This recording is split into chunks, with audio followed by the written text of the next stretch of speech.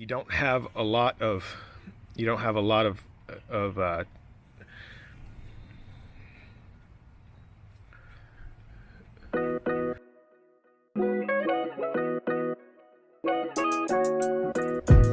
Hey Project Dans, it is me, Justin again, and today I have to fix, well, a few things around the house, but the thing I need to work on right now is the drum brakes on my 1985 Chevy S-10.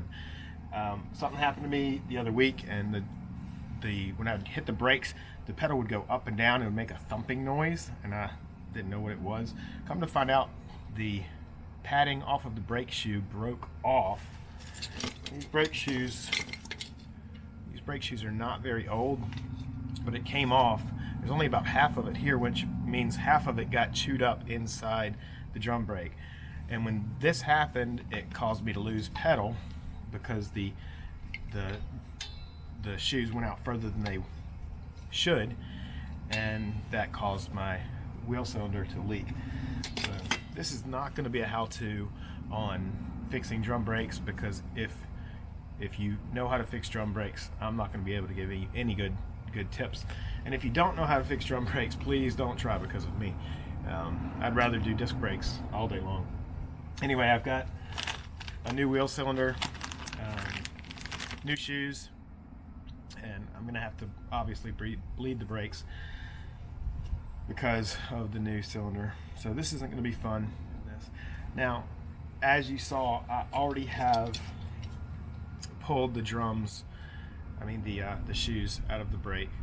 I tried to lay everything out so that I could remember it, but a good rule of thumb anytime you're working on drum brakes, take a picture of, as soon as you pull off that drum, take a picture so that you can put things back just the way they were, because with all these springs and different things pulling different directions, it's very easy to either not be able to put them back or put them back wrong.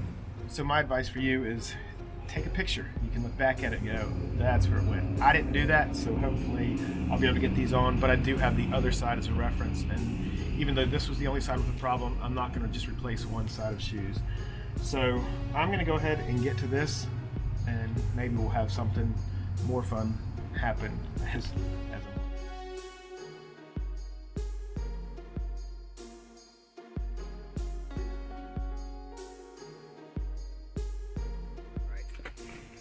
This is the wheel cylinder. This is what I'm trying to remove. On the back, because here's the replacement. On the back of the wheel cylinder, there's this clip that goes down in there and pushes in place. The problem is, it is very deep in this backing plate, and I'm trying to get a pick in there to come and pry the side out, but it bent my pick, and this is a real heavy one, so I'm gonna keep working with this. I'm trying to use a little mirror, like a dentist type mirror, to see behind it what I'm doing. I could get under it, but there's not even much room under it, so I'm gonna keep working at this to try to get this little clip off the back so that I can remove it. Now, I already removed the brake line, and I'm just gonna suggest, if you are working on brakes, I don't know what these are called,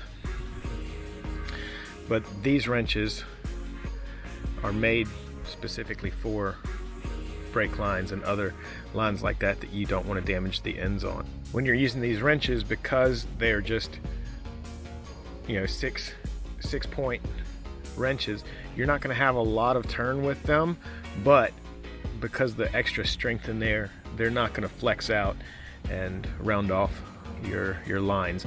This line might not have been removed since 1985, and it came off just fine. Now, last night I did spray some PB Blaster behind there, knowing that I was going to have to work on this. Luckily, on the other side, back when I got this truck years and years ago, I actually replaced the cylinder on the other side, and all these shoes were replaced then. So that cylinder should be fine. I'm just going to have to do the shoes on that side. So I'm going to keep working on this, and if I figure out a trick to do it, then I'll let you know. If you know a trick to getting this off, leave it in the comments down below, because that might help somebody else later, and I'll pin it if I see a good trick to getting these clips off the back. What a pain in the butt.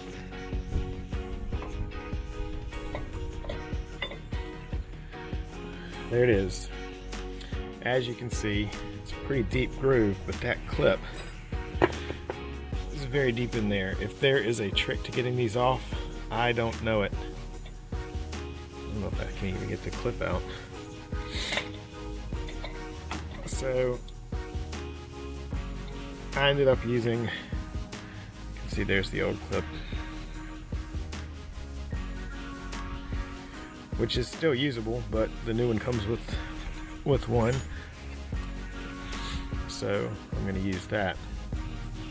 I ended up using a combination of tools to get it out. I used a straight awl, and I came in and pried it out, and then with the screwdriver I pried on this side against the cylinder, and that popped one side free. To get the other side free, I went back and looked, and I had a pick with just a right angle on the end, and I was able to get that in the hole. And with the cylinder cocked out from the other side being free, as soon as I pulled that off, it popped free. Like I said, I would love to see if there's a trick. Hopefully I'll never have to do this again, but if there's a trick, I would love to hear about it so I can see how to do that. So right now I'm going to clean this up. The new cylinder is going to go right in here, but before I do that, I obviously have to remove this plastic cap off the end. This is the bleeder, but this I'm going to have to install the, well, this is where the line's going to install. But when I remove this, I'm going to try to fill brake fluid into this. Even if it's going to drip out, that'll make it bleeding, or make bleeding it a little bit easier. So I like to just pop these off, put brake fluid in there, put the cap back on, then put it in, pull the cap off. Even though the fluid will drip out, it's going to have less pocket of air in there for when it's time to bleed it. So I got to get this cleaned up and get that installed back in there. As you can see, the wheel cylinder is in. They're made that they have just a little bit of play, because with this clip on the back. Now, I could not find a good YouTube video showing how to put this clip on the back. This is the old cylinder. As you can see, this clip goes in here, and it just has to get in one side and the other and clip. But it is a very, very tight fit, and the hole is very deep. It doesn't make it easy. I cut a piece of tubing and I flattened out one side and tried to use that to push it in, but I could not do it. What I ended up doing was taking, and I put a piece of wood down in between the cylinder and the hub right here, and that kept the cylinder from pushing back. And then I put the clip on the back side, and I ended up just using a long screwdriver and working it in one side at a time from under, like reaching underneath the truck. If your truck is not lowered like mine and the frame rail is not in the way, this is probably a little bit easier, but that little clip is a pain in the butt. So like I said, if you got a trick, I would love to hear it. Maybe somebody needs to make a video on that. But for me, I just wrestled it in. Now it's time to put the new shoes on and all the springs back in place. Now, looking forward to that. Alright, I almost gave up putting this all back together. It's just a maze of springs and levers and everything else. But this one's done. The drum actually fits over it. So the only reason I don't have it on right now is because I'm going to be keeping this one free so I can use it as a reference when I get stuck on the other side.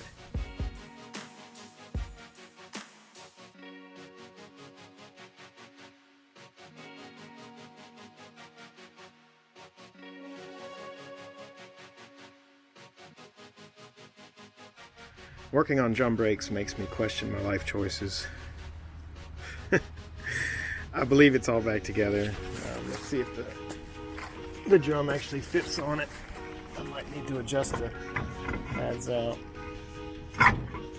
That's gonna go on just fine. Yep. Makes me upset is those pads that failed were new the same time these pads were, and look, I mean, these are like new. So they were AutoZone pads and they failed miserably, but they were probably 6 years old.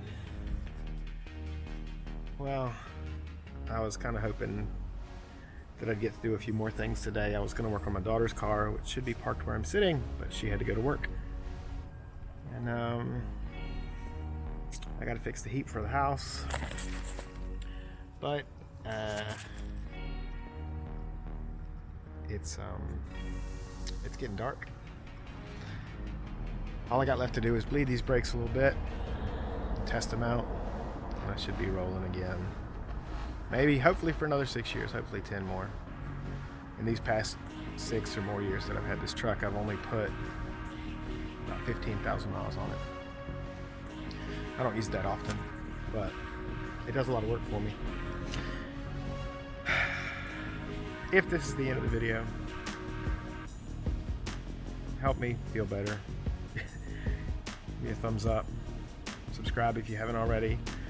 And if you have any questions about the way I did any of this, please feel free to comment down below, and I'll answer you, because I can either point you in the right direction or give you some tips of mine. Hopefully I'll get back to building stuff again soon instead of just fixing stuff, but that's the way it goes. You know, I had to replace my car battery yesterday, do these brakes today, got to fix the heat in the house. My daughter's car is throwing an engine code every time she hits 40, but it's not storing the code, so I have no idea what it's doing. Anyway, guys, thanks for watching, and I'll see you in another video.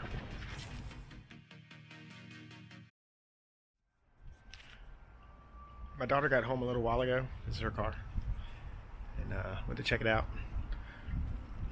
She didn't have any oil in it. She's been driving around on hopes and dreams.